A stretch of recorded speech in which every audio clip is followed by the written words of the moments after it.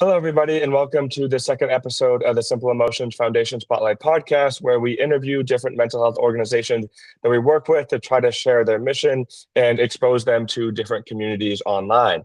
Today, we are with Charisse, who is the director of the Shine Initiative based out of Worcester, and we are excited to talk a little bit more about the work they do in the Worcester community and in the mental health space. Yeah. Hey, So, Cam. hello, thank you again for taking your time to jump on this little interview. I'm looking forward to hearing more about what Shine does. Yeah, of course. Thank you. And oh, of course. So the first question I have for you is for those who may not know the Shine Initiative, could you tell us a little bit more about what inspired its creation? Yeah, thank you. So, but before I answer your question, I want to say thank you for having us on and getting to know you the last year and a half, maybe almost 2 years. It's been really, really cool. It's awesome to see your dreams come to fruition. I'm not like your parent, but I'm old enough to be your parent, I guess. But I'm proud of you. You're doing a nice job. So, Thank you. congratulations. So the Shine Initiative, like you said, we are based out of Worcester, the city of Worcester, which is the second largest city in New England, which is a really cool kind of just fun fact. We were founded about 20 years ago by Fidelity Bank, and we really did a lot of our work in the north central part of the state, so that Leominster and Fitchburg area. But we were founded by the CEO of the bank at the time, or president of the bank at the time, Ed Manzi. We had this deep connection to mental health and just wanted to do something. And as a banker, he's like, I don't know what I could do in that mental health space, but I know that I want to make an impact somewhere. And so what he did was kind of just take some staff from the bank and his board and just kind of got together and said, why don't we have this thing that can help youth mental health in Leominster and the Fitchburg area. And it really started as an organization that gave grants to schools and allowed them to kind of do whatever they wanted to in the name of mental health. And sometimes they could have a speaker come in or maybe get brochures, spend that money that way. We then evolved. The schools were like, okay, that's great, but we don't know a lot about mental health. And so they put it back on Shine to say, what else can you offer? So present day, what we do is we work with currently over about 60 or so schools all around central Massachusetts, providing workshops and support in mental health education to them. And the summers are a little slow for us, but once the year gets started, because we are a very small staff, we live around 5 staff, that we are going to be pretty busy during the school year. But we mainly now just work with middle and high schools. Yeah, that's awesome. I remember when I was in middle school, of course, every middle school talks a little bit about mental health, but down in Charlton, not much conversation around it. Even in our regional high school, not too much. And I think it's so nice to be like within that range of schools that you guys can reach. It's like, wow, this is the work that we need to have done. Because even though that was only like maybe 8 years ago, I'm getting old already. 8 years ago for me when I was in middle school, it's like that's not too long for development within like a mental health space. And it's so nice to see organizations like Shine come up within our communities. Yeah, it's been great. And what were some of the biggest mental health challenges that you've seen in the communities that you serve? And how is the Shine Initiative like working to address them? Yeah. So our mission at Shine is simply put, is to reduce the stigma that surrounds youth mental health and really just mental health overall. Because what we've realized as an organization is that we don't just work with the youth, right? It's not like in this little silo. Most youth go home to a caregiver, parent, guardian. And so we want to make sure that we kind of get the spectrum of folks there. But the one thing that I could say that has been a challenge is the stigma. I think that when I came on to Shine, I knew we were going to battle this stigma, and I didn't know who the battle was with. And initially you think, oh, we're going to combat it between youth, like, oh, help each other out, and peer to peer. It really isn't. And so what we're finding is that the youth are ready to talk, much like you said, as a young person, you were like, I'm looking to get this information. Like, I'm here, I'm open for it. It's really the adults in their lives. So what we've noticed, and what I've noticed personally, is that reducing the stigma also with that family dynamic, like what does it look like?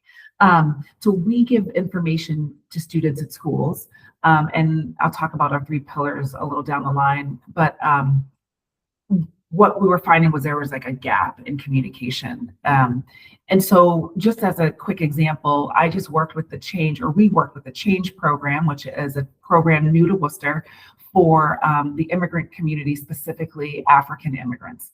And our staff went out, we did a presentation with the youth, and the staff of the program of Change said, can you come back during our graduation period and just talk to the parents about what you talked about? And typically we're not asked to do that. We just kind of do it. But I thought that that was a nice, like they understood the mission. They Yeah. understood what those challenges were, especially with the immigrant community, the African immigrants specifically. Like what are we talking about? Where's the language barriers? So I think the challenges that we see is that stigma. It's nothing that I can point to. A lot of times people ask me about social media and young people or bullying. I think that it really just is that stigma. We're a mental health education organization, and so we're just providing education. And so we do see folks sometimes a little reluctant to take the information. Yeah. Yeah.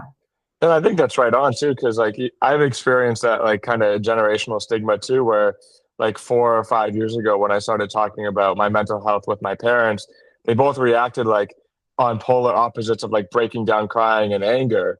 Mhm. And that wasn't because they were mad or anything. They didn't know how to react. And when everybody like calmed down a little bit the next day, like my dad even admitted, like, I didn't grow up with this. Like I grew up as you coming to me saying you're depressed and anxious is you're weak, you're not being a man, but he knows that's not true. So it's been incredible throughout like my mental health education journey and like with the work I do to see both my mom and dad, how they have adapted too. And they've learned so much, which honestly, that makes it like the household more healthy because I can understand it, but if I can't talk to them about it because of the stigma, and them still having a mindset of what they would learn maybe like 30-ish years ago, it's just we're going to go nowhere. And I think that's right on with what Shine does. To you help the youth within the schools, but more importantly, you help with the parents so the households are safe too, not just the educational system. I think that's awesome. Yeah, I think it's funny you talk about your parents. I think so. My mom will be 86 this year, which is wild. But it's funny because, and I don't think she'll mind me sharing this story. I actually know she won't. But even knowing the work that I do and me saying things like, "Oh, I'm going to therapy. Or I can't make that appointment for you because I have therapy myself," or something, and then talking to her about seeing a therapist. Yeah. It's been like this weird dynamic between like you even talking about not educating your parents per se, but kind of making it a safe space for your parents to say, oh, okay, I wasn't raised like that. And now I see it's not that scary. So I'm doing the same thing. She's a lot older, I bet, than your parents. But it's exciting in a way because it's nice to finally, for me, when I look at my mom, for her to have the safe space to be like, oh, okay, I might need someone to talk to. I'm like, wow, that only took a couple decades. Yeah, we're getting there. Yeah. And can you tell us some of the programs or initiative that the Shine Initiative offers and that the impact that they've had? Yeah. So I spoke just a little bit about the pillars. So we like to set up in these 3 pillars when we go into schools. And so we work with grades 7 through 12. We like to follow this system. Sometimes it goes really gracefully and lovely, and other times we have to skip around. But essentially, we will go to schools. The first time we present will be on mental health literacy, and it's just an overall understanding of what mental health is, basic terms.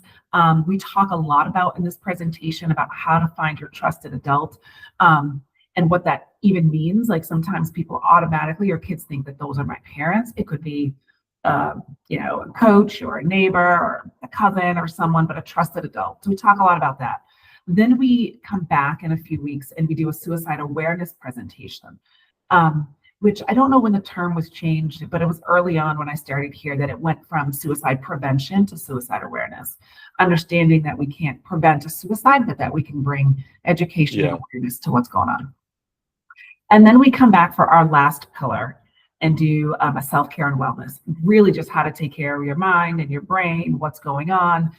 We talk about a lot of mindfulness techniques and grounding, the brain and body connection. So we like to do those three pillars in that order, and we like to do it with the same cohort of students if we could. Sometimes they change, kids move, classrooms change, whatever. But we have had great success over the last 2 years of completing those pillars. Outside of those workshops, we also encourage the schools to create Mind Matters teams or clubs, which is just like an after school or before school club. We support those teams as well. And then lastly, each year we have a youth mental health summit that we have at the DCU Center. And so that kind of frames our entire school year. We start off in September, going through all our workshops and Mind Matter team. And then in March every year in the spring, we have our summit. And then we kind of close the school year with those wellness workshops.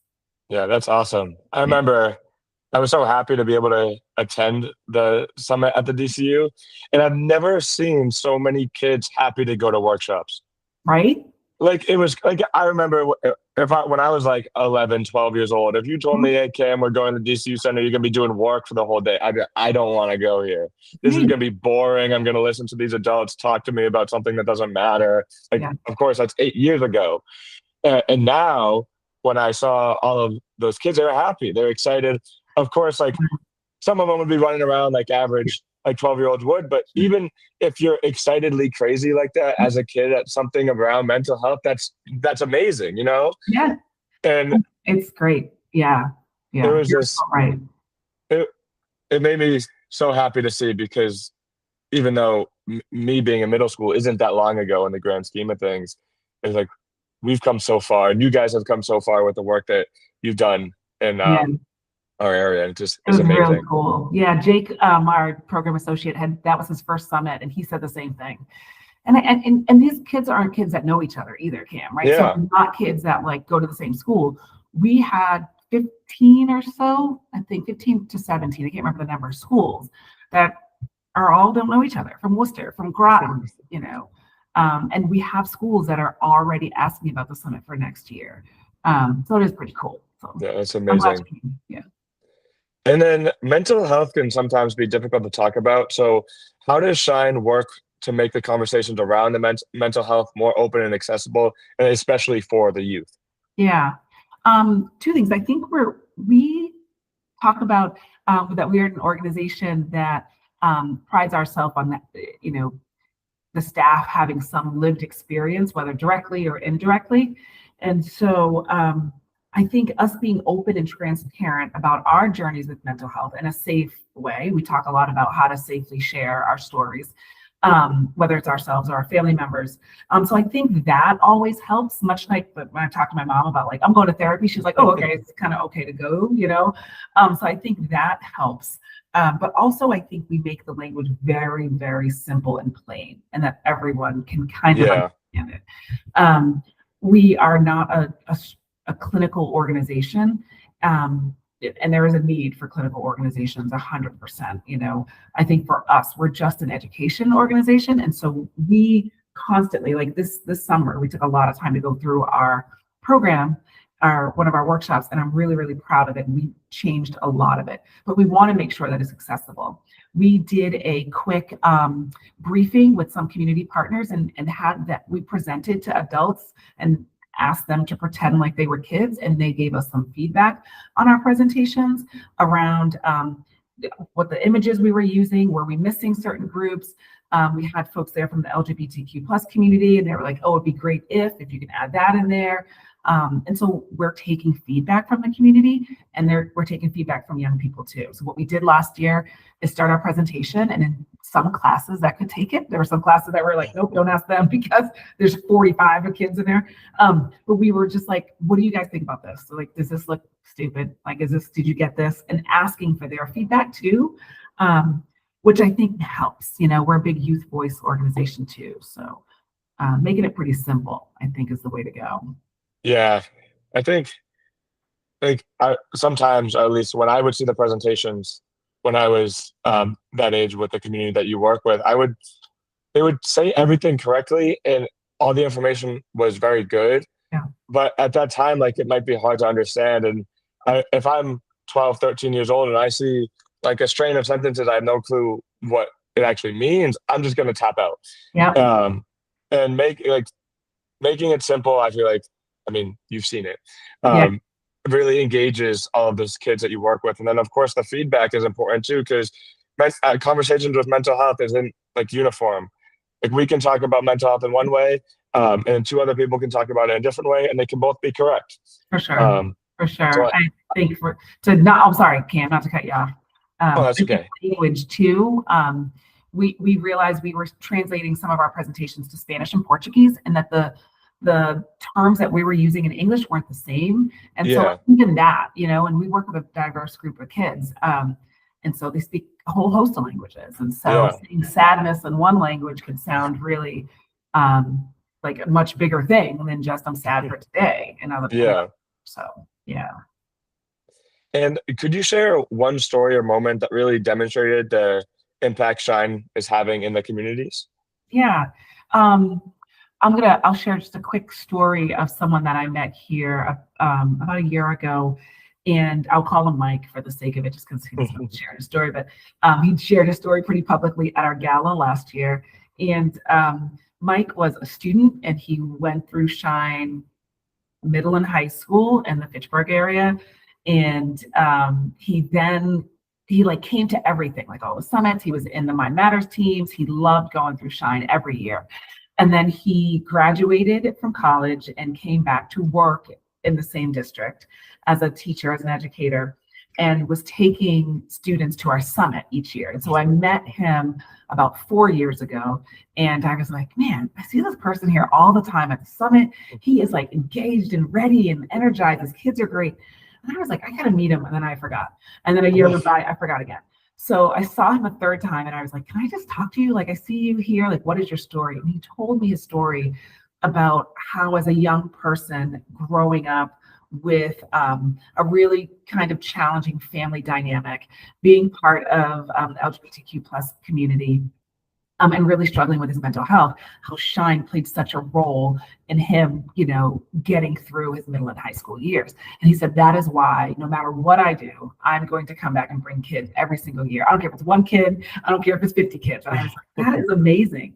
But it was really cool to see kind of, I don't know, a Shine alumni, I Yeah. guess, come back. But that was a really cool success story. And he Yeah. shared his story at our gala, and you could have heard like a pin drop. We had like, I don't know, a couple hundred people in the room, and it was so quiet. And he did such a great job. So Yeah, that's incredible. I mean, it really just shows how exponential like mental health organizations can have an impact on people, because that one person yeah, that you impacted is bringing back tens, hundreds of people over the years. And then hopefully you get a few people from those groups that do the same thing. And then yep, there's can be 10 mics, 100 mics. And then there we go. It's slowly getting destigmatized. yep. That's incredible. Yeah, it was really, really cool to hear his story. And I was so happy that he was willing to share it too. I think it could be really tough, but he said, I'm sharing this story because I want people to know really the impact that it had. And so I was Yeah, like, cool. that's amazing. Yeah. And then the last question that I have for you today is for someone who may be listening right now who wants to support mental health in their own community. What are some ways that they can get involved with the China Initiative? Yeah. So I would say easy, quick way, maybe just follow us on Instagram, Facebook, for those who still have it. I don't know. Like, That's for the parents. yeah, parents follow on Facebook, right? But yeah, Instagram, we're really slow right now in the last couple of weeks just because there's not much going on, but we try to put a lot of things on there, both tips and resources for the community, but also like what we're doing in the community. And so if you just want to see or volunteer, it'd be a great way to just kind of like and follow some of our stuff. Yeah. One way, and then another, and take a look at our website too, which is just theshineinitiative.org. We have some resources that are printable or that can be printed. We don't work with elementary school aged kids, but there's like a resource guide on there that an intern made 2 years ago, and it's really, really good, and it can be printed out for elementary age students or your kids. And then I also will say that on our website, we have our direct contact. So you can email me, Marissa, Jake. We have a new staff person who just started. So you're welcome to email us if you want us to come into your schools, community centers. And so that's a way to just, or volunteer. We don't have a ton of volunteer opportunities, but I would say we get back to people relatively quickly. So if you want to reach out to us, just reach out to me directly, Charisse@shineinitiative.org, or anyone else in my staff, and we will be happy to see how we can work with you. Awesome. Yeah, thank you for sharing. I'll put all of the socials and website down below so they can find it and click it. And then I'll even put like the donation link as well if they choose Okay. to make a contribution. That's great. Thank you again, Charisse, for taking the time to join us today. I think we had a great conversation, and I always love hearing the work that Shine does, even though I have a pretty good understanding. Like every time I hear your story and other organization stories, I learn more. I get more excited about the work that we are doing in this space because when I started 4 years ago, it was a little bit lackluster with Mhm. organizations across the board, and Yeah. now it's like there's so many more. Like we're Yeah. getting there, and Great. yeah, I'm loving to see it. Yeah. Um, This was so great. I thank you so much, Cam. It was awesome talking to you. And I feel kind of like you. I feel like every time I say what we do out loud, I'm like, oh, that's pretty good. We do some good stuff. And we have some really good success with it. So thank you.